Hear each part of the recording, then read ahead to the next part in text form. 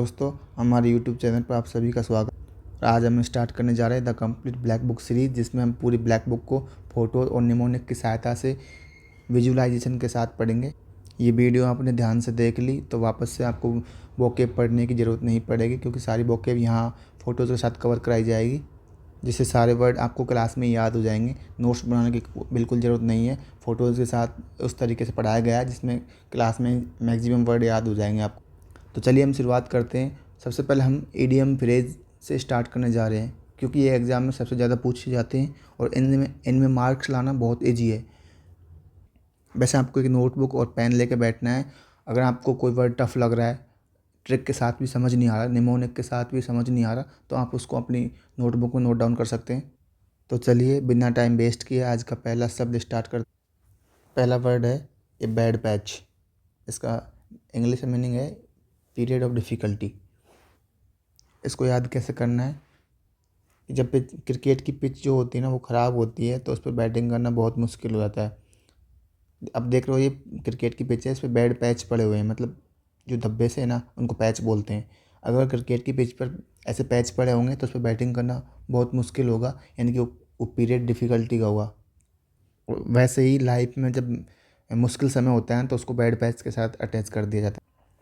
तो चलिए एग्जाम्पल देखते हैं। After lodging his job he went through a bad patch for 6 month. यानी कि नौकरी के जाने के बाद उसका मुश्किल दौर शुरू हो गया। नेक्स्ट वर्ड है ए बीस्ट ऑफ बर्डन। बोझ ढोने वाला पशु। An animal that carry luggage. यानी कि एक ऐसा एनिमल जो लगेज कैरी करता हो। ठीक है। अब जो ट्रिक है वो है कि बीस्ट का मतलब होता है जानवर। ये बीस्ट ऑफ बर्डन, बीस्ट का मतलब जानवर, बर्डन का मतलब होता है बोझ ढोने वाला, यानी कि ऐसा जानवर जो वजन को ढोता हो। यानी कि ये डंकी है, इसको अपन बोझ ढोने वाला जानवर मानते हैं। तो ये बीस्ट ऑफ बर्डन का मतलब हो जाएगा बोझ ढोने वाला पशु, ऐसा ऐसा जानवर जो वजन को ढोता हो। ठीक है। तो एग्जाम्पल है इसका, the donkey is known as beast of burden. यानी डंकी को एक वजन ढोने वाला पशु के रूप में। नेक्स्ट वर्ड है A bee hive. Bee hive का मतलब होता है बिजी प्लेस, यानी कि बेस्ट जगह। नेक्स्ट वर्ड है A bee hive. Bee hive का मतलब होता है बिजी प्लेस, यानी कि वेस्ट जगह। बी का मतलब हो गया मधुमक्खी। हाइव का मतलब हुआ छत्ता, यानी कि जो मधुमक्खी का छत्ता होता है ना, उसमें इतनी सारी मधुमक्खियाँ होती हैं कि वो बिजी प्लेस के रूप में काउंट हो जाता है। उसी प्रकार ये भीड़ देख रहे हो, ये इतने सारे लोग हैं कि यहाँ ऐसा लग रहा है कि बिजी प्लेस है, यहाँ एक दूसरे को देखने का मौका ही नहीं मिल रहा है, इतनी भीड़ है। तो बी हाइव का मतलब क्या हो जाएगा, ए बिजी प्लेस। एग्जाम्पल है the market was A bee hive of activity during the festival. तो मार्केट कैसा लग रहा है, बी हाइव जैसा, फेस्टिवल एक्टिविटी के दौरान, यानी कोई फेस्टिवल होगा तो वहाँ बिजी बेस्ट प्लेस बता रखा है उसको। नेक्स्ट वर्ड है a big draw. Big draw का मतलब क्या हो गया, ह्यूज अट्रैक्शन। अट्रैक्शन बहुत बड़ा आकर्षण का केंद्र। जैसे क्रिकेट का मैदान होता है, वहाँ प्लेयर खेलते हैं ना, तो इतनी सारी भीड़ होती है कि सेंटर पॉइंट जो होता है ना वो मिडिल में होता है, क्योंकि सब जो देखने आते हैं ना वो दर्शक जो भी है ना वो क्रिकेटर को देखने आते हैं। जो भी है, फुटबॉल का मैदान हो सकता है, वो क्रिकेट का हो सकता है, तो सबसे जो सेंटर पॉइंट होता है ना उसका बीच का होता है, तो वहीं जो आकर्षण का केंद्र है ना वो ये है। तो बिग ड्रा का मतलब क्या आ गया, ह्यूज अट्रैक्शन। ड्रा का मतलब हो गया खींचना, जो चीज़ भीड़ को अपनी तरफ खींचे, बिग ड्रा हो गया एक तरीके से। वही है कि यहाँ कोई मैच हो रहा होगा, भीड़ को अपनी ओर आकर्षित कर रहा है, तो उस प्रकार इसका मतलब क्या हो गया, बड़ा आकर्षण का केंद्र। नेक्स्ट वर्ड है a bird in the hand is worth two in the Bush.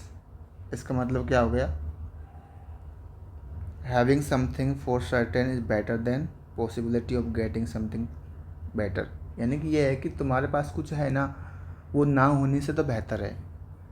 जैसे आप इसको देख रहे हो ना, इसके हाथ में ये वर्ड है, ठीक है, लेकिन इसको यहाँ ये 2 वर्ड और दिखाई दे रहे हैं, उसको ऐसा लग रहा है कि ये भी मेरे पास होते। उसको ये पता नहीं है कि अगर मैं इसको छोड़ दूंगा तो ये मेरे पास से उड़ जाएगा और मेरे पास फिर कुछ नहीं बचेगा, हो सकता है दोनों भी उड़ जाएं।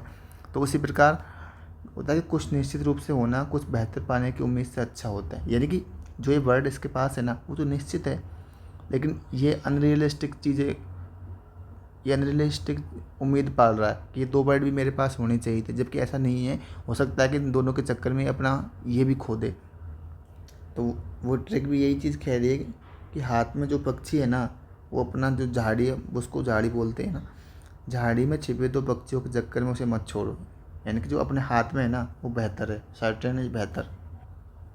तो एग्जाम्पल भी यही चीज़ कह रहा है कि I accepted the job offer with a lower salary because A bird in the hand is worth 2 in the bus. यानी कि उसने कम पैसों वाली जॉब एक्सेप्ट कर ली बिकॉज उसके पास कुछ नहीं होने से बेहतर कुछ तो होना। नेक्स्ट वर्ड है ए बर्ड्स आई व्यू। इसका मतलब होता है कि ऊंचाई से किसी चीज़ को विस्तृत तरीके से देखना। यानी कि कोई ऊपर से इस चीज़ को देख रहा है तो वो हो गया नज़ारा, चारों तरफ का नज़ारा उसने देख लिया। एक विस्तृत व्यू दे रहा है वो ना, ऊंचाई से विस्तृत या सरसरी निगाह से देखना किसी चीज़ को। होता है ना कि एग्ज़ाम जब नज़दीक होता है ना, तो इंसान क्या करता है कि अपने जितने भी नोट्स होते हैं उनको एक बार सरसरी निगाह से देखता हुआ जाता है, ठीक है। तो उसी प्रकार journal view for above. Trick क्या है इसकी, चिड़िया बर्ड जब आसमान में उड़ती है तो उसे पूरा शहर एक साथ दिखाई देता है। यानी कि वो आसपास का जो एरिया है ना, वो ऊपर से बर्ड आई व्यू से देख लेती है। तो इसका मतलब हो गया, ए बर्ड आई व्यू का मतलब हो गया जर्नल व्यू फ्रॉम अबव, या सरसरी निगाह से देखना। एग्जाम्पल है we climbed the tower to get a bird's eye view of the city. यानी कि टावर पर चढ़कर उसने बर्ड्स आई व्यू से सरसरी निगाह से सिटी का मुआवजा किया, सिटी का मुआवना किया। तो दोस्तों आपको जैसे जो बर्ड है उसके साथ उस तरीके का फ़ोटो लगाया गया है, ये तो आपको देखने को मिल रहा है। तो इससे अंदाज़ा लगा सकते हैं कि मतलब जो बर्ड है उसके हिसाब से ही फ़ोटो सेट किया गया है। नेमो ने भी उसी टाइप का बनाया है जो बर्ड है। मुझे उम्मीद है कि आपको वीडियो पसंद आ रही होगी, और वीडियो पसंद आ रही है तो इसको लाइक करें, चैनल को सब्सक्राइब करें, जिससे मेरे को मोटिवेशन मिले, मैं नेक्स्ट वीडियो में कुछ और अच्छा बेहतर करने की कोशिश करूँ और सीरीज़ को हम कंटिन्यू कर पाए। तो लाइक करें और सब्सक्राइब करें चैनल। तो चलिए नेक्स्ट वर्ड है ए bite at the cherry. A bite at the cherry, कुछ करने का मौका मिलना, ठीक है। एन अटेम्प्ट और opportunity to do something.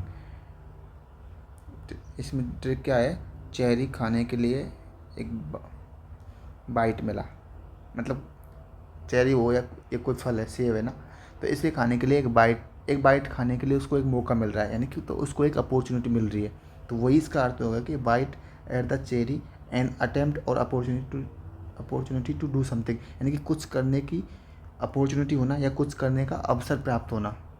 Example देखो, he missed his first attempt, यानी कि उसने जो पहला अटेम्प्ट है वो मिस कर दिया, but he will get another bite at the cherry next year. लेकिन उसे दूसरी अपॉर्चुनिटी मिली अगले साल उसको बाइट करने, एक चेरी को बाइट करने की। यानी चेरी बाइट करने का मतलब हो गया एक अटेम्प्ट, जो अपॉर्चुनिटी है ना उसको वापस से मिली नेक्स्ट ईयर। अगला है ए ब्लेसिंग इन द डिस्गाइज।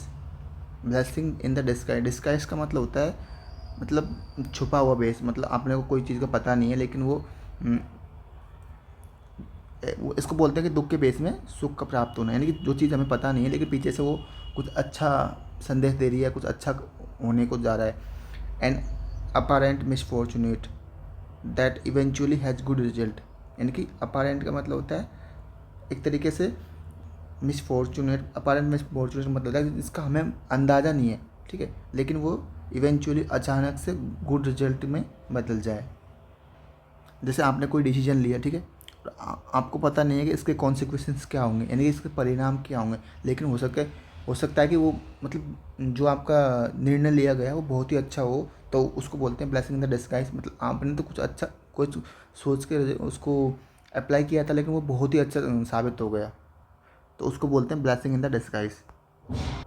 तो ट्रिक में भी यही बताया गया है कि डिस्गाइज का मतलब होता है छुपा हुआ या बेस बदलना एक तरीके से, जिसका हमें पता नहीं हो, जिसका अंदाज़ा नहीं हो। वही ना बुरी घटना जो बाद में आशीर्वाद में बदल गई, यानी कि ब्लेसिंग में काउंट हो जाती है। कोई बुरी घटना है लेकिन वो बाद में अच्छी साबित हो जाए तो उसको बोलते हैं blessing in the disguise. Example है lodging losing that job was a blessing in disguise because it pushed me to start my own business. यानी कि जो उसने जॉब खोई है ना, वो उसको ब्लेसिंग इन द डिस्गाइज मतलब दुख के बेस में उसको सुख मिला है, क्योंकि उसने खुद का ओवन बिजनेस स्टार्ट कर लिया। नेक्स्ट वर्ड है a blue eyed boy. Blue eyed boy का मतलब होता है किसी की आंखों का तारा होना या बहुत ही प्यारा होना, ठीक है। वन वो इज़ फेवरेट, मतलब एक ऐसा व्यक्ति या फिर ऐसा कोई कुछ जो मतलब सबको प्यारा हो, जिससे मतलब सब लोग प्यार करें या जिसे सब लोग चाहते हों, उसको बोलते हैं आंखों का तारा, बहुत प्यारा होना। जिसकी आंखें नीली ब्लू होती है ना, उसको सब प्यार करते हैं, या वो सबको प्यारा लगता है, सबका फेवरेट बन जाता है। ये बच्चा है, इसकी ब्लू आई है, तो इसको सब अपना फेवरेट मान के चल रहे हैं। तो ब्लू आई तो एक ऐसा प्रतीक है ना, जिस मूवियों में होती है ना, मूवियों में हीरोइंस भी होती हैं, किसी की ब्लू आइज है तो उसको मतलब शाही परिवार से या मतलब उसको अच्छा दर्जा दिया जाता है। तो उसी प्रकार हो गया है ब्लू आइड बॉय का मतलब हो गया जो फेवरेट हो सबका। एग्जाम्पल है he is the managers blue I boy so he get all the best project. यानी कि मैनेजर का बहुत मतलब बहुत प्यारा है, इसलिए उसको सारे प्रोजेक्ट्स मिल जाते हैं। अब अपन सारे जो जितने भी पढ़े हैं उनको एक साथ देखते हैं। ए बैड पैच, पहला देखा उसका मतलब हो गया कठिनाइयों का दौर, यानी कि पेज पे अगर पैच आ जाते हों तो वो कठिनाइयों का दौर हो जाता है, ठीक है। ए बीस्ट ऑफ बर्डन, बीस्ट का मतलब क्या था, जानवर। बर्डन का मतलब था ढोने वाला, यानी कि बोझ ढोने वाला पशु। ए बी हाइव, हाइव का मतलब छत्ता, बी का मतलब मधुमक्खी। तो मधुमक्खी का छत्ता कैसे रहता है, व्यस्त रहता है, क्योंकि इसमें बहुत सारे मधुमक्खी होते हैं व्यस्त जगह। ए बिग ड्रा का मतलब क्या था, कोई क्रिकेट का मैदान है, उस पर यहाँ बल्लेबाज बल्लेबाजी कर रहे हैं बल्लेबाज, तो दर्शक का जो आकर्षण का केंद्र होगा वो सेंटर पॉइंट पे होगा, ठीक है। तो उसको बोलते हैं big draw. A birds in the hand, ये अधूरा रह गया शायद, है ना। तो वही है ना कि एक पक्षी अगर किसी के हाथ में है तो उस वो बेहतर है कि आपके सामने जो दो पक्षी हैं उनसे बेहतर है, तो उसको इससे रिलेट कर लेना, बाकी पीछे देख लेना, जो पास में है वो बेहतर है। नेक्स्ट है bird in the hand, sorry guys ये डबल टाइप हो गया, डबल डबल टाइप हो गए। अगला है बर्ड्स आई व्यू, ठीक है। ऊंचाई से किसी मतलब सिटी का मुआवजा लेना या विस्तृत एक तरीके से नज़रिया, ऊपर ऊपर से किसी चीज़ को देखना, ऊपर से किसी चीज़ को देखना, ठीक है। ए बाइट एट द चेरी, यानी कि कुछ करने का मौका मिलना या कुछ करने की अपॉर्चुनिटी मिलना। ब्लेसिंग इन द डिस्गाइज, यानी कि काम कुछ किया है लेकिन वो ब्लेसिंग इन द डिस्गाइज हो गया, यानी कि उस करने का मकसद कुछ और था पर उससे बेहतर रिजल्ट निकला, तो उसको बोलते हैं blessing in the disguise. Blue eyed boy, ये भी अभी जस्ट मैंने समझाया है। तो उम्मीद है मुझे आपको ये वीडियो बहुत पसंद आ रही होगी, क्योंकि मैंने बहुत मेहनत की है इसमें, सारे वर्ड्स को एक साथ कंपाइल करना, ठीक है। हर वर्ड के साथ ट्रिक सेट करना और फोटो नेमोनिक्स के साथ इसको सेट करना। बाकी आपको, आप पढ़ने वाले तो आपको खुद को पता होगा कि मेहनत कितनी लगती है किसी कंटेंट को बनाने में। चलिए तो अगला वर्ड है ए बोल्ट फ्रॉम द ब्लू।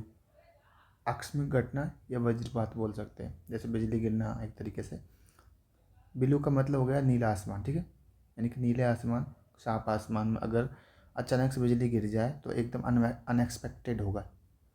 यानी कि अगर बोल्ट का मतलब होगा बिजली और नीला आसमान, अगर आसमान साफ है, ठीक है, बिल्कुल भी बारिश का मौसम नहीं है और अचानक से उसमें बिजली गिर गिर जाए, बिजली कड़कने की आवाज़ आए, तो वो अपन क्या सोचेंगे कि आकस्मिक घटना है, अचानक से हुई है, ठीक है।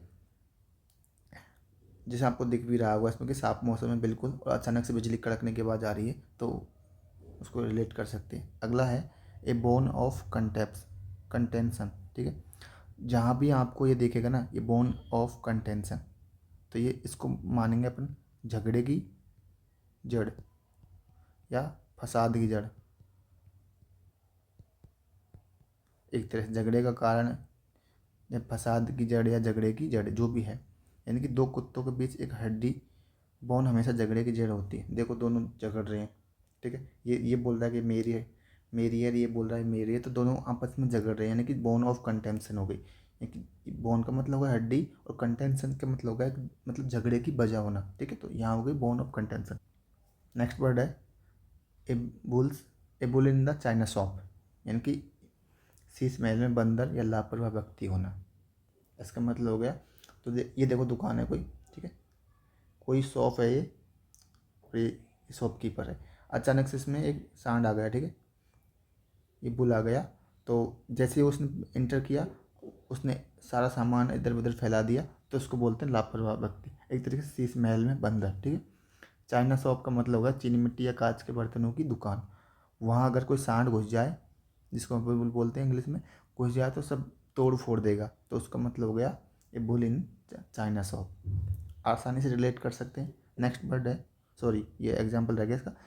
He acted like a bull in a China shop during the delicate negotiation. मतलब जो उनके नाजुक नेगोशिएशन थे ना, तो उनके दौरान उसने ऐसे एक्ट किया कि उसने bull in the china shop, यानी कि लापरवाह व्यक्ति हो तरीके से। ए बुल मार्केट, बुल मार्केट का मतलब क्या हो गया, एक तरीके से शेयर्स के लिए यूज़ किया जाता है बुल मार्केट। कि बुल मार्केट एक वर्ड है जो शेयर्स के लिए यूज़ किया जाता है, कि शेयर का चढ़ना, शेयर का घटना, एक तरीके से अप एंड डाउन्स होना, एक तरीके से शेयर बाजार में कीमतों में वृद्धि। ट्रिक क्या है इसकी, अपन ऐसे रिलेट कर सकते हैं कि बुल जो सांड है ना, हमेशा उसके सींग जो होते हैं ना, अगर यहाँ कोई इंसान, कोई भी अगर इंसान जानवर जो भी है, कोई वस्तु उसके साथ टकराएगी तो अचानक उसको ऊपर लेके जाएगा, ठीक है। ऊपर लेके जाएगा तो मार्केट ऊपर की तरफ जा रहा है, ठीक है, अचानक से। बुल सांड हमेशा अपने सींगों से दुश्मन को ऊपर की तरफ उछालता है, मतलब मार्केट ऊपर जा रहा है। तो ये बुल मार्केट का मतलब हो गया शेयर बाजार की कीमतों में वृद्धि होना। यानी कि सांड की सींग पर कोई अगर वस्तु आएगी या कोई व्यक्ति आएगा तो वो उसको ऊपर की तरफ लेके जाएगा, तो उससे बाजार की कीमतों में वृद्धि आएगी। तो इसको आप रिलेट कर सकते हैं, ठीक है। नेक्स्ट है एक केक वाल्क। केक वाल्क का मतलब क्या हो गया, बहुत ही मतलब इजी वर्क, एक तरीके से बोल सकते हैं इसको, इजी वर्क, ठीक है। अत्यंत सरल काम या एन इजी अचीवमेंट या इजी टास्क, एक तरीके से। तो ट्रिक भी देख सकते हैं, ये केक है, इस पर चल रहा है कोई ना, तो केक पर चलना कितना इजी होगा, केक पर चलने में कोई आपत्ति थोड़ी होती है। तो केक वाल्क का मतलब हो गया एक तरीके से इजी वर्क, ठीक है, कि वो इजी अचीवमेंट। केक पर चलना या केक खाना कितना आसान और मज़ेदार होता है। Winning the match was a cake walk for the champion team, यानी कि मैच जीतना जो चैम्पियन टीम के लिए केक वॉक की तरह, एक तरीके से मतलब बहुत ही ईजी है। अगला वर्ड है एक कैन ऑफ वॉर्म्स। वॉर्म्स मतलब होता है एक तरीके से कीड़े टाइप में बोल सकते हैं अपन, कोई जैसे कीड़े होते हैं छोटे छोटे, जैसे लट टाइप में है ना, तो उनको कीड़े वॉर्म्स बोलते हैं, ठीक है। ए कैन ऑफ वॉर्म्स, जटिल परिस्थिति, एक कॉम्प्लिकेटेड सिचुएशन और प्रॉब्लम। अगर कीड़े किसी डिब्बे, जिसको कैन बोल सकते हैं, कैन है कोई, या फिर दूध की कैन बोल सकते हैं, अगर दूध की कैन में कीड़े घुस जाएं या फिर कीड़े डाल दिए जाएं तो सामने वाले के लिए मुश्किल हो जाती है, मुसीबतें बाहर आ जाती हैं।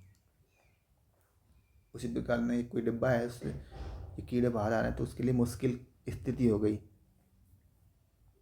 नेक्स्ट वर्ड है एक कैरेट एंड स्टिक अप्रोच। इसका मतलब क्या है, रिवार्ड और पनिशमेंट, यानी कि रिवार्ड और पनिशमेंट, यानी कि देखो ये जानवर है, इसको पहले तो गाजर दी जा रही है, यानी कि कैरेट दी जा रही है, इसको बाद में स्टिक दिखाई जा रही है, मतलब रिवार्ड भी साथ के साथ दिया जा रहा है और पनिशमेंट भी साथ के साथ दिया जा रहा है। तो दोनों नीति अपनाई जा रही है, कैरेट एंड, तो इसको बोलते हैं कैरेट एंड स्टिक अप्रोच, ठीक है।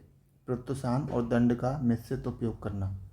गधे को चलाने के लिए आगे गाजर, जिसको कैरेट बोल रहे हैं, और पीछे छड़ी, स्टिक, सजा बोल रहे हैं इसको। तो कैरेट एंड स्टिक का मतलब हुआ reward and punishment to influence behaviour. Example है the company uses a carrot and stick approach to motivate employees, यानी कि जो कंपनी है ना, उसने क्या यूज़ किया, कैरेट एंड स्टिक अप्रोच, यानी कि प्रोत्साहन और रिवार्ड वाली जो नीति है ना, उसने वो अपनाई, जिस जो उसके एम्प्लॉय है ना वो मोटिवेट रह सके। नेक्स्ट वर्ड है ए चेंज ऑफ हार्ट। मतलब हार्ट का मतलब होता है, हार्ट तो आप सभी जानते होंगे, हृदय को बोलते हैं। चेंज मतलब अगर किसी का हार्ट चेंज हो रहा है, ठीक है, तो उसके विचार में बदलाव तो आना ही है। हो सकता है पहले उसको गुस्सा आ रहा हो, अचानक से उसको दया का भाव आना स्टार्ट हो गया, तो उसको क्या बोलते हैं, चेंज ऑफ हार्ट। किसी के दिल में, मतलब किसी का दिल बदल जाना है, हार्ट में चेंज आ जाना, मतलब है इसका इरादा बदल गया। हो सकता है पहले उसको प्यार आ रहा हो, अचानक से गुस्सा आ गया, जो भी है, पर उसके हार्ट में चेंज आ गया। तो उसको बोलते हैं विचारों में बदलाव होना, ए change in once opinion. A change of heart का मतलब हो गया चेंज इन वंस ओपिनियंस, ठीक है। एग्जाम्पल है इसका, he was going to sell his house, ठीक है, मतलब उसने विचार बना लिया था कि वो उसके घर को सेल करने वाला है, ठीक है, लेकिन but he had a change of heart at the last minute, यानी कि उसने लास्ट मिनट पर अपना हार्ट चेंज कर दिया, यानी कि उसके विचार बदल दिए। तो चेंज ऑफ हार्ट का मतलब हो गया विचार में बदलाव लाना, ठीक है। पहले यस कर रहा था इसका माइंड, अब नो करने लग गया, तो इसने इसके विचार में माइंड में विचार जो थे उनको चेंज कर दिया। नेक्स्ट वर्ड है ए क्लीन स्लेट। एक क्लीन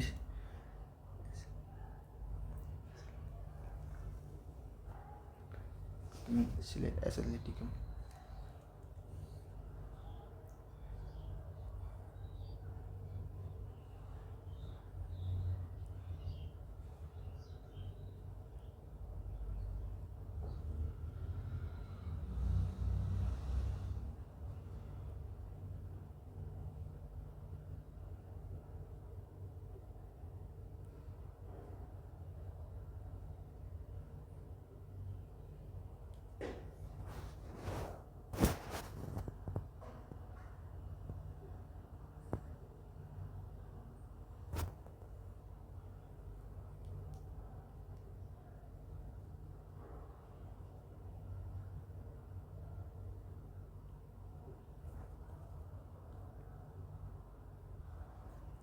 क्लीन स्लेट का मतलब होता है फिर से शुरू करने का अवसर पाना, ठीक है, यानी कि situation in which you can start again, एक ऐसी सिचुएशन जिसे तुम वापस से स्टार्ट कर सकते हो, यहाँ जहाँ तुम वापस से स्टार्ट करने की स्थिति में हो, ठीक है। क्लीन, ये देखो ना, बिल्कुल स्लेट है, खाली स्लेट है एक तरीके से, यहाँ तुम लिख सकते हो कुछ भी, ठीक है, जिसे तुम वापस से स्टार्ट कर सकते हो, यानी कि यहाँ से इसको मिटा करके तुम वापस से स्टार्ट कर रहे हो, तो उसको बोलते हैं क्लीन स्लेट। क्लीन स्लेट का मतलब ये होता है कि वापस से किसी अवसर को स्टार्ट करना या वापस से किसी अपॉर्चुनिटी को प्राप्त करना। Situation in which you can start again, जहाँ तुम वापस से स्टार्ट कर सकते हो। स्लेट को पूरी तरह साफ या क्लीन कर देना ताकि उस पर नई शुरुआत से लिख सके, तो वही मैंने बताया आपको। After changing schools he wanted to start with a clean slate. उसने जो स्कूल चेंज किया तो वो चाहता था कि स्टार्ट करे बिल्कुल क्लीन स्लेट, मतलब शुरुआत से स्टार्ट करे। एक क्लोज्ड बुक, नेक्स्ट है, नेक्स्ट इडियम है अपना क्लोज्ड बुक।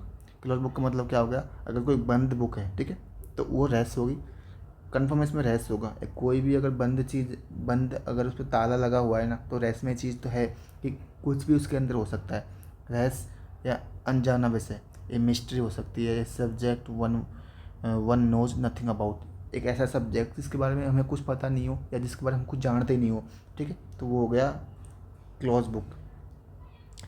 ट्रिक क्या है इसकी, जो किताब बंद है, यानी कि जो जो बुक क्लोज्ड है उसके अंदर क्या लिखा है ये रहस्य है, ठीक है, ये एक मिस्ट्री है, ये एक मिस्ट्री है, ठीक है।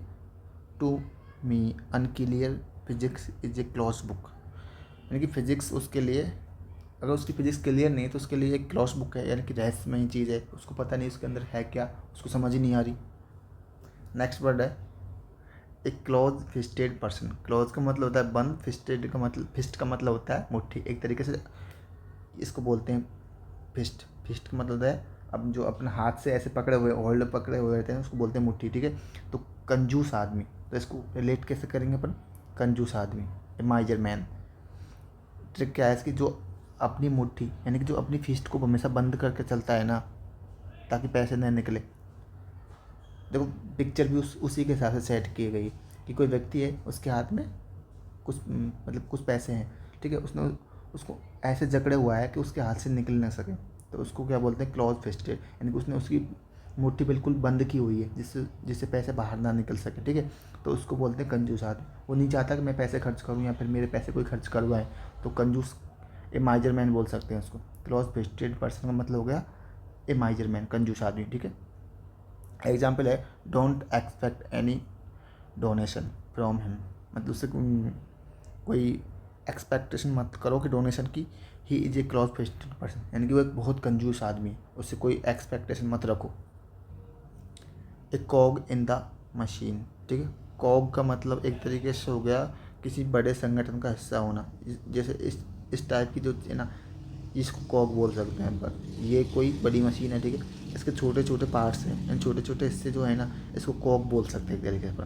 तो ये कोई बड़ा पार्ट है, उसके छोटे छोटे टुकड़े कॉग बोल सकते हैं। तो एक मशीन का कॉग हो गया, यानी कि कोई बड़ी संस्था या बड़े बड़े संगठन का कोई छोटा सा हिस्सा, ठीक है, उसको बोलते हैं cog in the machine. Very small part of big organisation, यानी कि बहुत बड़े संगठन का छोटा सा हिस्सा, एक बहुत बड़ी मशीन का एक छोटा सा दांता, या जिसको कॉग बोलते हैं, ये दांता है ना, इसको कॉग बोलते हैं। मशीन के सामने उसकी कोई भी बड़ी पहचान नहीं होती, ठीक है। ये आप देख लेना, क्योंकि वीडियो थोड़ी लंबी हो जाएगी, बाकी तो इसमें कुछ नहीं है, आप इससे भी इसको याद कर सकते हैं। He felt like just a कॉग in the machine that huge corporation of office, ठीक है, आप रिलेट कर लेना। नेक्स्ट वर्ड है एक कोल्ड फिश। कोल्ड फिश का मतलब हो गया भावनाओं को साझा नहीं करने वाला व्यक्ति। कोल्ड फिश क्या हो गया, यानी कि समुद्र के अंदर कोई मछली रहती है, ठंडे पानी में रहती है, तो बेचारा चुपचाप रहेगी ना, वो किसी से ना सब रिएक्शन देगी, ना किसी को मतलब इंटरेक्ट करेगी, तो वो बिल्कुल शांत वातावरण वाली है। तो कोल्ड फिस्टेड बोल सकते हैं इसको, कोल्ड फिश, भावनाओं को साझा नहीं करने वाला आदमी ना। अनफ्रेंडली नेचर हो सकता है उसका, या अनफ्रेंडली पर्सन हो सकता है। डज नॉट शेयर फीलिंग, जो फीलिंग को शेयर ना करे। मछली, जिसको फिश बोलते हैं, ठंडी को जब भी कोल्ड होती है और कोई इमोशन नहीं दिखाती, यानी कि सर्दी के टाइम कोई भी इमोशन नहीं दिखाता। वो इंसान को भी लगा सकते हैं कि कोई अगर सर्दी में अगर टूट रहा है तो वो इमोशन लेस हो जाता है। नेक्स्ट वर्ड है कुकू इन द नेस्ट। इसको बोलते हैं अवांछनीय घुसपैठिया। एन अनवेलकम इंट्रूडर, यानी कि उसको बुलाया नहीं गया है, उसको निमंत्रण नहीं दिया गया है, लेकिन वो अनवेलकम है, अचानक से खुद से ही आ गया, तो उसको बोलते हैं अनवेलकम इंट्रूडर, अवांछनीय घुसपैठिया। कोयल, कुकू, अपना घोंसला नहीं बनाती, वह दूसरों के घोंसले नेस्ट में घुसपैठ करती है, यानी कि उसको कोई इनवाइट नहीं करता कि उनके घोंसलों के अंदर वो जाए, लेकिन वो फिर भी दूसरों के घोंसलों पर अतिक्रमण कर लेती है, तो उसको क्या बोलते हैं, कुकुंदा नेस्ट, ठीक है, आप रिलेट कर सकते हैं आसानी से। एक कट अबोव समथिंग, कट यानी मतलब काटना, अबोव इन ऊपर से, समथिंग किसी चीज़ को, यानी किसी चीज़ को हम ऊपर से जब काट रहे हैं ना, तो उसको बेहतर ही बना दे। मैंने इसको ऐसे रिलेट किया था कि कोई वस्तु है या कोई पेन है, ठीक है, जो भी है, अगर ये यहाँ से टूट गया, ठीक है, इतना हिस्सा इसका टूट गया, तो अपन क्या करेंगे, इसको यहाँ से कट कर देंगे, क्योंकि इसको कट करेंगे ना तभी यहाँ से थोड़ा ठीक लगेगा देखने में, तो उसको बोलते हैं कट अबव समथिंग। किसी के ऊपर से किसी चीज़ को कट कर देना, तो वहाँ से उसकी जो सुपीरियरिटी है ना, वो थोड़ा बेहतर लगे, उसके लिए उसको बोलते हैं कट अबव। अब अगली ट्रिक देखते हैं, इसमें क्या है। अगर कोई चीज़ कतार में बाकियों से ऊपर है, अबव है, अबव का मतलब हो गया ऊपर, तो बेहतर लगती है, यानी कि इनको मान सकते हैं कि कोई गेम खेल रहे हैं, ठीक है, जो फर्स्ट आता है ना उसको सबसे ऊपर रखते हैं, ठीक है, तो सेकंड आता है थोड़ा ऊंचा, और थर्ड आता है उसको बिल्कुल नीचे रखते हैं, यानी कि गोल्ड मेडलिस्ट है, ठीक है, ये सिल्वर है और ये ब्रॉन्ज है, तो उसको इन दोनों में, तीनों में जो है ना कुछ ना कुछ फ़र्क दिख रहा है, तो उसको बोलते हैं कट अबव समथिंग, बेहतर, सुपीरियर टू समथिंग, यानी कि कुछ बेहतर होना। His performance was cut above the rest, यानी कि उसका परफॉर्मेंस बेहतर था औरों से, ठीक है। नेक्स्ट वर्ड है ए डैम्प स्क्वैप। डैम्प का मतलब होता है, डैम्प का मतलब शायद गीला होता है ना, स्क्वैप का मतलब पटाखा, हाँ बिल्कुल, डैम्प का मतलब हो गया गीला, ठीक है, स्क्वैप का मतलब हो गया पटाखा। अगर तुम्हें कोई गीला पटाखा दे दे, ठीक है, तो वो क्या चलेगा, क्या नहीं चलेगा ना। तो वही है कि कोई ऊंची दुकान खोल रखी है, ठीक है, बहुत बड़ी दुकान है, आप किसी बड़ी दुकान से कुछ लेके आए हैं, लेकिन वो चल नहीं रहा है, तो उसको क्या बोलते हैं कि एक डिसअपॉइंटिंग रिजल्ट, यानी कि निराशाजनक परिणाम देना एक तरीके से, ठीक है। ऊंची दुकान फीके पकवान, अपन गांव में जैसे बोलते हैं ना कि ऊंची दुकान फीके पकवान, दिखाने को कुछ है लेकिन उसका रिजल्ट बहुत बेकार है। तो ए डैम स्कोप का मतलब हो गया डिसअपॉइंटिंग रिजल्ट, ठीक है। नेक्स्ट वर्ड है ए डैम सेल इन डिस्ट्रेस, ठीक है, डैम सेल का मतलब होगा अबला नारी, ठीक है, एक तरीके से अबला नारी, मुसीबत में फंसी महिला, ए हेल्पलेस वुमेन, ठीक है। ए डैमसेल स्ट्रेस का मतलब होता है हेल्पलेस वुमेन, यानी कि जो मुसीबत में फंसी हुई कोई महिला के लिए यूज़ किया जाता है, जिसको अबला नारी भी बोलते हैं। जैसे कोई महिला है, कोई मुसीबत में फंसी है, ठीक है, तो किसी को आवाज़ लगा रही है कि हेल्प करो, ठीक है, तो उसको बोलते हैं डैमसेल इन द डिस्ट्रेस। मुसीबत में। पुरानी फिल्मों में हीरोइन डैमसेल, डैमसेल का मतलब है हीरोइन, मुसीबत में डिस्ट्रेस, मुसीबत को बोलते हैं डिस्ट्रेस, ठीक। डैमसेल का मतलब हो गया एक तरीके से हीरोइन, और डैमसेल का मतलब हो गया मुसीबत। अगर कोई हीरोइन मुसीबत में होती थी तो हीरो को पुकारती थी या हीरो से बचाने आता था, तो उसको बोलते हैं damsel in the distress. She is not a damsel in distress, she can solve her problem herself. अगला है, नेक्स्ट है ए डार्क हॉर्स, अप्रत्याशित विजेता या छुपा रुस्तम। जिसकी कोई उम्मीद नहीं कर रहा है वो विजेता बन जाता है, तो उसको बोलते हैं डार्क हॉर्स। डार्क हॉर्स अपनी क्लास में भी होते थे कि कुछ बंदे ऐसे होते हैं कि जिनकी हम एक्सपेक्टेशन नहीं लगा सकते कि इनकी परसेंटेज बनेगी, लेकिन वो लास्ट में अच्छी परसेंटेज के साथ पास आउट हो जाते हैं, ठीक है। तो उनको बोलते हैं डार्क हॉर्स, मतलब छुपा रुस्तम निकला है, मतलब जिसकी उम्मीद नहीं थी वो भी अच्छा रिजल्ट दे रहा है, ठीक है। एन अनएक्सपेक्टेड विनर, ठीक है। एक ऐसा घोड़ा हॉर्स जिस पर किसी ने ध्यान नहीं दिया, ठीक है। डार्क यानी होता है मतलब एक तरीके से डार्क स्पॉट बोलते हैं ना, मतलब एक तरीके से वो हो गया कि केंद्र बिंदु, एक तरीके से भाई कोई कोई हॉर्स है उस पर वह रेस जीत गया, ठीक है। कोई घोड़ा है वो डार्क पॉइंट है एक तरीके से, या जिस पर ध्यान नहीं दिया गया है। Rahul proved to be a dark horse and topped the exam. तो राहुल ने प्रूव कर दिया कि वो छुपा रुस्तम है, डार्क हॉर्स है, और टॉप कर दिया एग्जाम। वही है जो मैंने यहाँ कहा था कि अपनी क्लास के अंदर भी ऐसे बंदे हुआ। नेक्स्ट वर्ड है ए डेड लेटर, ठीक है। डेड लेटर का मतलब क्या होगा, निष्प्रभावी नियम या कानून। डेड लेटर, अगर कोई लेटर है, ठीक है, और तुम्हारे पास है या कहीं रखा हुआ है, ठीक है, अगर तुमने उसको कचरे पात्र में डाल दिया, डस्टबिन में डाल रहे हो तुम उसको, ये डस्टबिन है और उसमें किसी ने लेटर को डाल दिया, तो उसका मतलब है कि ये निष्प्रभावी है, इसका कोई काम नहीं है, या फिर ये इग्नोर कर दिया गया है, ठीक है। A law that is no longer enforced, जिसको ज़्यादा दिनों तक लागू नहीं किया जा सकता है, अब वो काम का नहीं है एक तरीके से, मतलब निष्प्रभावी नियम हो गया, ठीक है। या वो नियम भी हो सकता है, वो कोई कानून भी हो सकता है, वो कुछ भी हो सकता है एक तरीके से, उसको बोलते हैं डेड लेटर। यानी कि जो कोई लेटर है वो डेड हो गया तो निष्प्रभावी है, उसका कोई मतलब नहीं है, ठीक है। नेक्स्ट है a dead loss. Dead loss का मतलब हो गया बेकार व्यक्ति या पूर्ण हानि। यानी कि कोई अगर डेड चीज़ है, ठीक है, अगर उसको हम यूज़ करेंगे तो वो हमें लॉस ही देगी एक तरीके से। यानी कि किसी डेड चीज़ को अपन यूज़ करेंगे तो लॉस ही देगी। डेड लॉस का मतलब बेकार व्यक्ति या बेकार कोई चीज़ हो सकती है, कोई भी वस्तु हो सकती है, या बेकार व्यक्ति हो सकता है, तो उसको हम यूज़ करेंगे ना पूर्ण हानि देगी, या बेकार व्यक्ति एक तरीके से। तो कंप्लीट यूजलेस, उसका कोई यूज नहीं है लेकिन हम उसको यूज़ कर रहे हैं, तो उसका मतलब है कंप्लीट यूजलेस। जो पूरी तरह घाटा दे एक तरीके से, जहाँ पूरी तरह लॉस हो, मरे हुए डेड के समान उपयोगी नहीं है। तो वही है, डेड हॉर्स को हम यूज़ करेंगे या कोई डेड चीज़ को हम यूज़ करेंगे तो वो अपने लिए बेकार साबित होगी। आप इमेज से रिलेट कर सकते हैं, कोई कंप्यूटर है वो बिल्कुल डेड है तो उसको हम यूज़ करेंगे तो अपने लिए नुकसान ही देगा। नेक्स्ट है a diamond in the rough. Diamond in the rough मतलब कोरा हीरा, छिपे गुणों वाला व्यक्ति। डायमंड का मतलब होता है हीरा, और रफ का मतलब होता है एक खुरदरी जगह, एक तरीके से बिल्कुल बेकार जगह। कोई अगर हीरा कहीं कचरे में या कोई बेकार जगह पड़ा हुआ है तो उसकी कोई कदर नहीं है एक तरीके से, मतलब छिपे गुण वाला व्यक्ति है लेकिन उसको कोई पहचानने वाला नहीं है।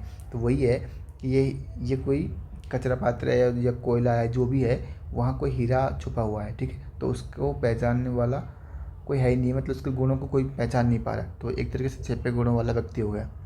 Someone with potential but lacking polish. वही है ना, किसी के अंदर कोई पोटेंशियल है लेकिन उसको पॉलिश नहीं किया गया एक तरीके से, उसको उजागर नहीं किया गया, उसको मतलब गुणवान नहीं समझा गया एक तरीके से। खदान से निकला हीरा, ठीक है, जो अभी खुदरा रफ है। वही मैंने बताया कि डायमंड चमकदार होता है, रफ है होता है खुरदरी जगह, लेकिन तराशने पर चमकेगा, उसको कोई तराशने वाला भी चाहिए। बोलते हैं ना हीरे की पहचान तो जौहरी करता है, तो उसी प्रकार जौहरी, यहाँ कोई जौहरी चाहिए जो इसको पहचान पाए। एग्जाम्पल है he is a diamond in the rough with some training he will be star. उसको मतलब ट्रेनिंग की नीड है तो स्टार बन सकता है वो, तो उसको मतलब निखारने की ज़रूरत है। नेक्स्ट है a dime a dozen. Dime a dozen का मतलब है कौड़ी के भाव, मतलब बहुत ही सस्ते। जैसे बोलते हैं ना कोई चीज़ बहुत सस्ती हो जाती है तो कौड़ी के भाव है, मतलब बहुत ही इजीली अचीवेबल है, मतलब जो आसानी से उसको प्राप्त कर सकते हैं। तो वेरी कॉमन वैल्यू, ठीक है, उसको बोलते हैं डायमंड डजन। जैसे ये कोई सेब है, जो भी फल है सेब है तो 10 रुपये में 10 है, तो एक तरीके से बोलते हैं कौड़ी के भाव है, बहुत ही मतलब इजीली अचीवेबल है, कोई भी इनको खरीद सकता है। लेकिन 10 रुपये सबके पास होते हैं तो इनको आसानी से कोई भी खरीद सकता है। तो ये हो गया डाइम एंड डजन, कौड़ी के भाव है, बहुत सस्ता। एक डाइम सिक्का मतलब एक डाइम सिक्के में दर्जनों भर मिल रहे हैं, तो मतलब हो गया बहुत सस्ता। Action movies are a dime a dozen this day, मतलब होता है एक्शन मूवी जो है ना इन दिनों बहुत ही डाइम एंड डजन कॉमन बात हो गई। ये बहुत इंपॉर्टेंट है, हर बार बहुत बार पूछा गया है। ए डाइम ए डजन मतलब होता है कॉमन अचीवमेंट है, कॉमन वैल्यू एक तरीके से। नेक्स्ट है ए डॉग्स ब्रेकफास्ट। इसको मैंने कैसे याद किया था कि अगर किसी डॉग को तुम ब्रेकफास्ट के लिए निमंत्रण दोगे, ठीक है, ब्रेकफास्ट के लिए बुलाओगे, तो वो सारी चीज़ें फैला के अस्त व्यस्त कर देगा, यानी टोटली मैश कर देगा, ठीक है। यानी कि मैश का मतलब होता है गड़बड़ करना, एक तरीके से फैला देना, तितर बितर कर देना चीज़ों को, तो उसको बोलते हैं मैश। अस्त अव्यवस्था या गड़बड़ कर देना, टोटल मैश, यानी कि उसने पूरा ही कंप्लीटली ही लॉस कर दिया, एक तरीके से सारी चीज़ें अस्त व्यस्त कर दी, तो उसको बोलते हैं डॉग ब्रेकफास्ट। तो आप भी इसको ऐसे याद कर सकते हैं कि डॉग को अगर ब्रेकफास्ट करवाओगे तो वो टोटली लॉस कर देगा, टोटली मैश कर देगा, जो भी करेगा। जैसे डॉग को खाना दो तो सब फैला कर गंदा करके मैं करके खाता है, ठीक है। तो he made a dog breakfast of his account, तो उसने उसके पूरा अकाउंट जो है उसको गड़बड़ कर दिया, मतलब मैश कर दिया टोटली। ए डॉग्स लाइफ, दोनों लगभग सेम है लेकिन दोनों का मीनिंग अलग है, ठीक है। डॉग्स की जो लाइफ होती है ना वो दयनीय अस्तित्व की होती है। ए माइजरेबल एग्जिस्टेंस, मतलब बहुत ही थोड़ी वो, जैसे आप पिक्चर्स को देख के समझ रहे होंगे, बिल्कुल हताश है एक तरीके से, बेचारा अचानक अकेला बैठा हुआ है, एक तरीके से दयनीय स्थिति है इसकी, ठीक है। आवारा कुत्ते जो होते हैं ना, ठीक है, उनकी जो ज़िंदगी होती है ना बहुत ही कष्टदायक और दयनीय होती है। उनको मतलब कोई एक तरीके से अटेंशन नहीं मिलता। जो पालतू डॉग्स होते हैं ना उनको जितना अटेंशन मिलता है वो आवारा जो गली में घूमते हुए कुत्तों को नहीं मिलता, बिकॉज डॉग्स की लाइफ ऐसी होती है। तो दोनों को हम रिलेट कर सकते हैं। डॉग्स ब्रेकफास्ट का मतलब हो गया टोटल मैश, अगर डॉग को तुम ब्रेकफास्ट दोगे तो वो मैश कर देगा, ठीक है। यहाँ है डॉग्स लाइफ, डॉग की लाइफ कैसी होती है, दयनीय, इनकी माइजरेबल एग्जिस्टेंस के साथ। नेक्स्ट है ए ड्रॉप इन ए बकेट या ओशियन, ये भी हो सकता है कि ड्रॉप इन द बकेट या ड्रॉप इन ओशियन, कुछ भी आ सकता है, दोनों ही टाइप से पूछता है एसएससी, तो दोनों तरीके से आप याद कर सकते हैं। Drop in the bucket, bucket का मतलब होता है एक तरीके से अपनी बाल्टी, जो अपन घर पे यूज़ करते हैं डेली के लिए नहाने धोने के लिए, तो बकेट बाल्टी। ओशियन का मतलब होता है समुद्र, यानी कि ये समुद्र है, ठीक है। अगर अपन इसमें कोई एक ड्रॉप डाल रहे हैं, मतलब एक बूंद पानी की डाल रहे हैं, तो कुछ चेंज मिलेगा क्या, कुछ फ़र्क पड़ेगा क्या, नहीं पड़ेगा ना। क्यों नहीं पड़ेगा, क्योंकि ऑलरेडी समुद्र है, ठीक है, ऑलरेडी इतना सारा पानी है, ठीक है, इतना सारा पानी है, तो इसमें कोई फ़र्क पड़ने वाला नहीं है। तो पूरे सागर या बाल्टी बकेट में एक बूंद ड्रॉप डालोगे तुम तो ना के बराबर है। तो उसको अपन बाल्टी से रिलेट कर सकते हैं कि ये कोई बाल्टी, ठीक है, ये कोई बाल्टी है और ये पानी से भरी हुई है, अगर इसमें तुम एक बूंद पानी का डालोगे ना तो कोई फ़र्क पड़ने वाला है नहीं है, ठीक है। वही है कि ये समुद्र के टाइप में लगा लो तुम, चाहे इसको लगा लो कि समुद्र में अगर अपन एक बूंद पानी की डालेंगे ना तो उससे ना तो कोई फ़र्क पड़ेगा, और अगर समुद्र से अपन एक बाल्टी पानी निकाल देंगे तो उससे भी कोई फ़र्क नहीं पड़ेगा। तो इसका मतलब होगा ड्रॉप इन द बकेट है, ड्रॉप इन द ओशियन, इसका मतलब होगा एक तरीके से ऊँट के मुँह जीरा, मतलब बहुत कम होना। A very small part of something big, मतलब बहुत छोटा पार्ट किसी बिग ऑर्गेनाइजेशन, बिग पार्ट मतलब बिग किसी पार्ट का कोई बड़ा पार्ट है, उससे अगर तुम छोटी चीज़ निकाल रहे हो तो उससे कोई फ़र्क नहीं पड़ेगा। तो आप इसको याद कर सकते हैं, रिलेट कर सकते हैं। मैंने दोनों ही बता दिया आपको, ये बाल्टी से बता दिया और ये ओशियन से बता दिया, ठीक है। A dry run, dry run का मतलब क्या होता है, पूर्वाभ्यास। रिहर्सल इन द, मतलब रिहर्सल करना, एक तरीके से अभ्यास करना। रिहर्सल को क्या बोलते हैं, अभ्यास, ठीक है। ऑफ एन इवेंट, कोई इवेंट शुरू हो रहा है उससे पहले रिहर्सल कर रहे हो आप, तो मतलब क्या कर रहे हो, ड्राई रन, यानी कि सूखे में एक तरीके से आप पसीना बहा रहे हो। मतलब किसी इवेंट के शुरू होने से पहले आप पसीना बहा रहे हो तो आप बहुत मेहनत कर रहे हो, तो उसको बोलते हैं रिहर्सल ऑफ एन इवेंट। बिना पानी ड्राई के दौड़ना, मतलब असली रेस से पहले की प्रैक्टिस करना होता है। अगर तुम बिना पानी किसी रेस को दौड़ रहे हो ना तो वो एक तरीके से आपको और मजबूत बना रहा है, यानी कि आप जब इवेंट में आओगे ना तो वहाँ तुम्हें प्रॉब्लम्स का सामना नहीं करना पड़ेगा। तो दोस्तों एक बार बताइए मुझे कि आपको ये ट्रिक पसंद तो आ रही है ना, ये जो मैं बता रहा हूँ फोटो से निमोनिक्स से रिलेट कर करके जो चीज़ें बता रहा हूँ आपको पसंद तो आ रही ना, तो आप एक बार चैनल को लाइक और सब्सक्राइब करें, जिससे मुझे पता चले कि ये सीरीज़ आपको कंटिन्यू करनी है या फिर इसको यहीं स्टॉप करना है। ज़्यादातर तो कंटिन्यू होगी, लेकिन आपकी जो राय है मुझे कमेंट बॉक्स में ज़रूर लिखें, और जो भी क्वेरी है आपकी तो आप मेरे को कमेंट कर सकते हैं, मैं उसको रिप्लाई ज़रूर करूँगा। नेक्स्ट है a fine state of affairs, अप्रिय स्थिति, an unpleasant situation use ironically. A fine state of affairs, मैंने इसको कैसे याद किया था, यानी कि अदर स्टेट में तुम जा रहे हो, ठीक है, कोई स्टेट है जैसे यूपी लगा लो, अगर तुम उसमें जा रहे हो, ठीक है, स्टेट में जा रहे हो और वहाँ वहाँ जाकर तुम अफेयर कर रहे हो, यानी कि किसी लड़की के साथ तुम वहाँ अफेयर कर रहे हो, तो तुम्हें पुलिस फाइन करेगी, क्योंकि अदर स्टेट में अफेयर करना अलाउ नहीं है। जस्ट एक ट्रिक के लिए बता रहा हूँ, बाकी ऐसा इससे कोई रिलेशन नहीं है। तो वहाँ तुम्हें फ़ाइन भरना पड़ेगा, अफेयर करोगे तुम अदर स्टेट में जाके तो तुम्हें वहाँ फ़ाइन भरना पड़ेगा। तो उसी कंटेस्ट में तुम इसको याद कर सकते हैं, ठीक है। एन अनप्लीजेंट सिचुएशन, अगर किसी के लिए फ़ाइन भर रहे हो तो वो अनप्लीजेंट सिचुएशन होगी, उसको मज़ा तो आएगा नहीं कि मैं फ़ाइन खुश होकर भर रहा हूँ। वही है कि तुम्हारा कोई अगर चालान काट रहा है तो तुम्हें दुख होगा, एक तरीके से तुम्हारे लिए वो सिचुएशन थोड़ी मतलब अनप्लीजेंट होगी एक तरीके से। तो वही है, जब सब गड़बड़ होगा, जब गड़बड़ होना सब, तो हम ताना मारते हैं वाह क्या बढ़िया फ़ाइन है।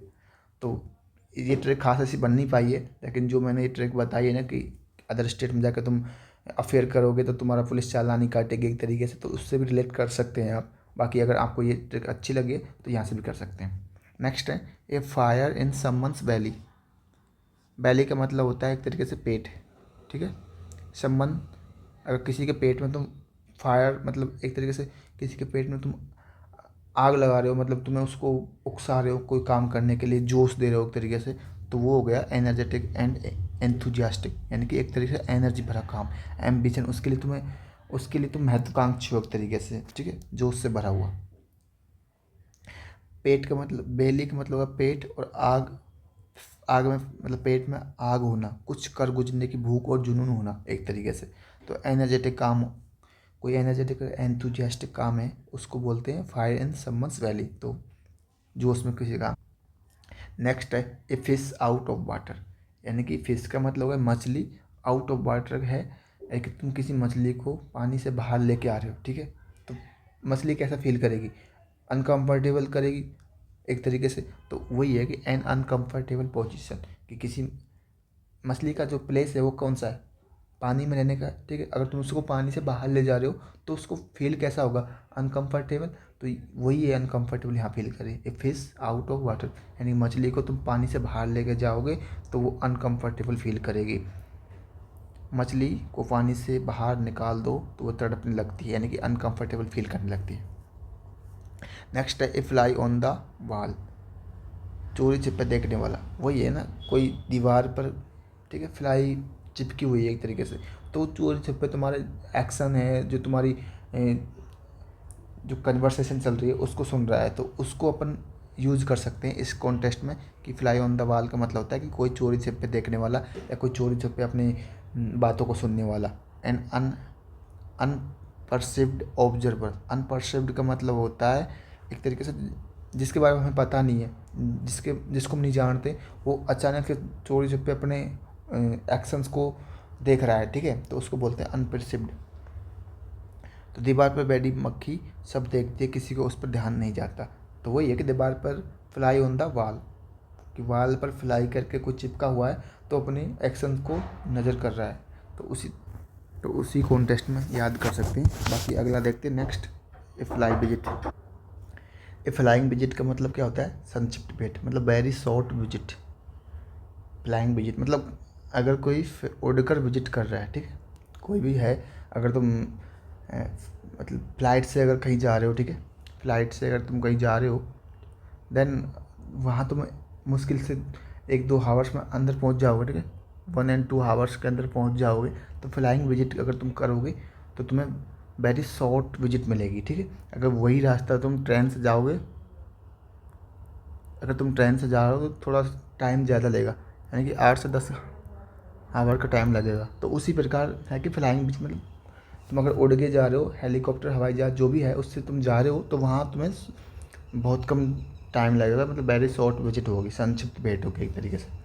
उड़ते फ्लाइंग, होते हुए आना और चले जाना, रुके नहीं, बस मिले और गए, वही है कि फ्लाइंग विजिट का मतलब है शॉर्ट विजिट। नेक्स्ट है ए फूल्स पैराडाइज। फूल्स पैराडाइज मतलब क्या है? हवाई महल बनाने वाला, झूठी खुशी। सब लोग यही करते हैं। कुछ लोग ऐसे होते हैं कि सपने में ऐसे सोचते हैं कि मैं ये कर सकता हूँ, वो कर सकता हूँ, मैं इंस्पेक्टर बन जाऊँगा, मैं ये बन जाऊँगा, जबकि अपने एक्शंस को वो अप्लाई करते नहीं हैं। मतलब प्रिपरेशन अभी स्टार्ट की नहीं, लेकिन वो सोचते हैं, तो उनको क्या बोलते हैं? Fool's paradise. एक तरीके से ये बंदा है कोई, तो अपने मन में ऐसे ख्याल सोच रहा है कि मैं ऐसा महल बनाऊंगा या फिर यहाँ जाऊंगा आराम से, तो उसको बोलते हैं fool's paradise. State of happiness based on the false hope, यानी कि एक ऐसी अवस्था जो खुशी का कारण हो, बेस्ड ऑन फॉल्स होप मतलब झूठी, एक तरीके से मतलब फॉल्स होप, कोई उम्मीद नहीं है वहाँ जाने की या वो काम होने की, लेकिन फॉल्स होप है उनके पास, तो उसको बोलते हैं state of happiness based on the false hope. मूर्ख, फूल्स का मतलब होता है मूर्ख, और स्वर्ग मतलब पैराडाइज, मतलब इसने अपने माइंड में बना लिया कि मैं स्वर्ग में जाऊंगा, वहाँ ऐसे घूम के आऊँगा, वो करके आऊँगा। ये मूर्ख वाला काम कर रहा है एक तरीके से, फूल्स पैराडाइज एक तरीके से, इसको याद कर सकते हैं। नेक्स्ट है ए जेंटलमैन एट लार्ज। इसका मतलब क्या होगा? बेरोजगार आदमी या एक ऐसा आदमी जो आज़ाद हो, ठीक है, जिसको आज़ाद व्यक्ति बोल सकते हैं। A man without a job, a man free to do as he like, मतलब एक ऐसा आदमी जो बिना जॉब के, या एक ऐसा आदमी जो अपने हिसाब से कोई काम करता हो, जो चाहता है वो खुद करता हो, ठीक है, तो उसको बोलते हैं बेरोजगार आदमी या आज़ाद व्यक्ति एक तरीके से। ए जेंटलमैन एट ए लार्ज, यानी कि कोई आज़ाद होगा ना तो वो जेंटलमैन बन के रहता है, ठीक है, तो वो बहुत बड़ा आदमी लगता है एक तरीके से। जैसे ये है, तो ये जेंटलमैन बन के पूरी तरीके से बैठा हुआ, तो आप इसको आसानी से रिलेट कर सकते हैं, ठीक है। नेक्स्ट है ए गोल्डन मीन। गोल्डन मीन का मतलब क्या हो गया? बीच का रास्ता, ठीक है। Middle course between two extremes, मतलब कोई स्थिति है, ठीक है, उनके बीच का रास्ता, कोई सिचुएशन है, ठीक है, कोई सिचुएशन है और उसमें आप फंस गए हो, तो उससे पार पाने के लिए एक बीच का रास्ता तुम ढूंढ रहे हो ना, उसको बोलते हैं course of, sorry, golden mean, ठीक है। तो ये बीच का रास्ता एक तरीके से। गोल्डन मीन होता है सुनहरा, सबसे अच्छा। ए मीन मतलब होता है मध्य, बीच का रास्ता सबसे अच्छा होना। तो कोई अगर कोई कुछ भी अगर चल रहा है, कोई मैच चल रहा है, तो उसको क्या बोलते हैं? ये गोल्डन टाइम है यार, इस टाइम पे बुमराह को लाना चाहिए, या फिर इस टाइम पे इस बॉलर को लाना चाहिए, तो ये थोड़ा गोल्डन टाइम चल रहा है मैच का, तो यहाँ से मैच बदल भी सकता है, किधर भी जा सकता है, तो उसको बोलते हैं एक गोल्डन मीन, यानी बीच का रास्ता, middle course of between two extreme. Next है ए गुड समारितन। इसको बोलते हैं मददगार व्यक्ति, ए हेल्पफुल पर्सन। समारितन का मतलब भी होता है मदद करना एक तरीके से, या कोई मददगार। ये कोई बंदा है, ठीक है, इसका कोई एक्सीडेंट हो गया था, ठीक है, ये बंदा आया यहाँ से, कार से निकला और इसकी मदद करने के लिए आ गया, या फिर इसकी पट्टी वट्टी करवा के लाया, या फिर इसको ट्रीटमेंट करा के लाया, तो वो उसको यहाँ बैठा रहा है या फिर उसको लेके जा रहा है आराम से, तो उसको बोलते हैं मदद, तो ये मदद कर रहा है इसकी। तो गुड समारिटन का मतलब हो गया मददगार व्यक्ति, ए हेल्पफुल पर्सन। बाइबल की कहानी में समारितन ने घायल की मदद की थी, जो निस्वार्थ मदद करे। समारितन का मतलब होता है निस्वार्थ मदद करने वाला या कोई मदद करने वाला। नेक्स्ट है एक ग्रीन हॉर्न। ग्रीन हॉर्न का मतलब होता है अनुभवहीन व्यक्ति या फिर नौसिखिया। एंड अन इनएक्सपीरियंस्ड मैन, जिसको कोई अनुभव ना हो, अनुभवहीन बोल सकते हैं उसको, सॉरी, अनुभवहीन बोल सकते हैं उसको, ठीक है। तो ग्रीन हॉर्न मतलब हो गया अनुभवहीन, यानी कोई जानवर है, ठीक है, कोई जानवर है और उसके अभी सींग निकलना स्टार्ट हुए हैं, ठीक है, तो उनको क्या बोलते हैं? Green horn. एक तरीके से किसी जानवर के सींग निकलना स्टार्ट हो रहे हैं ना, तो उसको बोलते हैं ग्रीन हॉर्न, यानी कि अभी वो अन इनएक्सपीरियंस है, उसको कोई अनुभव नहीं है, तो उसको ग्रीन हॉर्न की कैटेगरी में जान डालते हैं। जैसे कोई है बाइक चला रहा है या फिर कोई कार चला रहा है, तो उसकी जो पीछे की साइड लिखा होता है वो एल लिखा होता है। एल का मतलब क्या होता है? लर्नर, ठीक है, लर्नर। अभी उसको नॉलेज नहीं है गाड़ी चलाने की, बस वो सीख रहा है, तो एल का मतलब होगा लर्नर। तो ये कोई काम करने वाला व्यक्ति है कोई ऑफिस में, तो इसने अपने ऊपर क्या लगा रखा है कि मैं लर्नर हूँ, मुझे अनुभव नहीं है, तो उस हिसाब से इसको ट्रीट करेंगे, ठीक है। नेक्स्ट है एक ग्रे एरिया, ठीक है, इसका मतलब क्या हो गया? ग्रे का मतलब ही होता है सलेटी कलर एक तरीके से,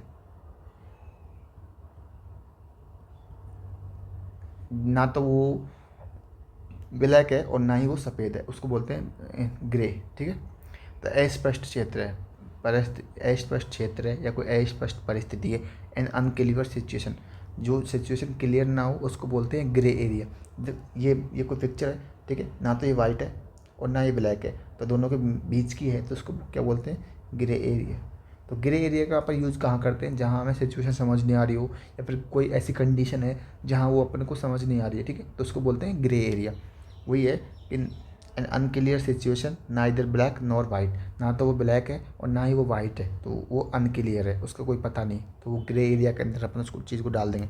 ग्रे कलर ना काला होता है और ना ही सफ़ेद, मतलब स्थिति साफ है। तो मैंने बताया था ग्रे का मतलब होता है सलेटी टाइप, मतलब ना तो वो काला है और ना ही वो सफ़ेद है।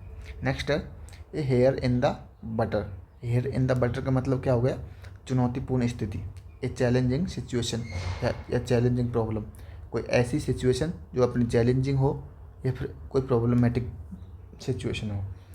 ये बटर है, ठीक है, ये कोई बटर का टुकड़ा है, ठीक है, और इसमें हेयर मतलब कोई बाल का टुकड़ा गिर गया, ठीक है, काफ़ी सारे बाल के टुकड़े इसमें गिर दिए जाएँ तो इनको निकालना कितना सिचुएशन मतलब चैलेंजिंग सिचुएशन है और कितनी प्रॉब्लम आएगी अपने को, ठीक है, तो उसको बोलते हैं ए हेयर इन द बटर, यानी कि बटर में हेयर का होना, तो वो प्रॉब्लमेटिक सिचुएशन है, वो चुनौतीपूर्ण कार्य है एक तरीके से। तो दोस्तों ये थे आज के कुछ वर्ड जिनको मैंने निमोनिक्स और फोटोज़ के साथ रिलेट किया है। उम्मीद है कि आपको ये वर्ड अच्छे लगे होंगे, वीडियो पसंद आई होगी। अगर आपको ये पसंद आई है तो कमेंट करें, वीडियो को लाइक करें और बताएं मेरे को कि आपको कौन सी ट्रिक सबसे बेस्ट लगी है, क्या इसमें और सुधार की ज़रूरत है, तो मैं वो चीज़ आपको अच्छे से करवा पाऊँगा। बाकी ये सीरीज़ ऐसे ही कंटिन्यू रहेगी, ऐसे निमोनिक्स और फोटोज़ का अपन यूज़ करेंगे और उम्मीद है कि ये सीरीज़ आपको बहुत फ़ायदा देगी और इससे कि आपका इम्प्रूवमेंट देखने को मिलेगा। अगर आपका इम्प्रूवमेंट होता है इससे थोड़ा बहुत भी तो आप कमेंट करिएगा, जिससे मेरे को मोटिवेशन मिलेगा और मैं अच्छी स्लाइडें हैं कुछ और मेरे से जो हो पाएगा मैं इसमें ऐड करूँगा। बाकी नेक्स्ट पार्ट 2 में मिलते हैं। इसका नेक्स्ट पार्ट मैं कल अपलोड कर दूँगा, या तो मॉर्निंग में कर दूँगा या फिर इवनिंग में हो जाएगा। तो आप चैनल को सब्सक्राइब कर लें, बेल आइकन को प्रेस कर लें, जिससे कि नोटिफिकेशन आपको मिस ना हो और आप तक वो क्लास पहुँच जाए। तो इस सीरीज़ को अपन कंटिन्यू करेंगे और इससे बहुत लोगों को फ़ायदा होने वाला है, आपको भी होगा। और जिसको फ़ायदा हो और जो ट्रिक मेरी अच्छी लगी हो तो उसको कमेंट बॉक्स में ज़रूर लिखना, ठीक है। Bye bye, take care.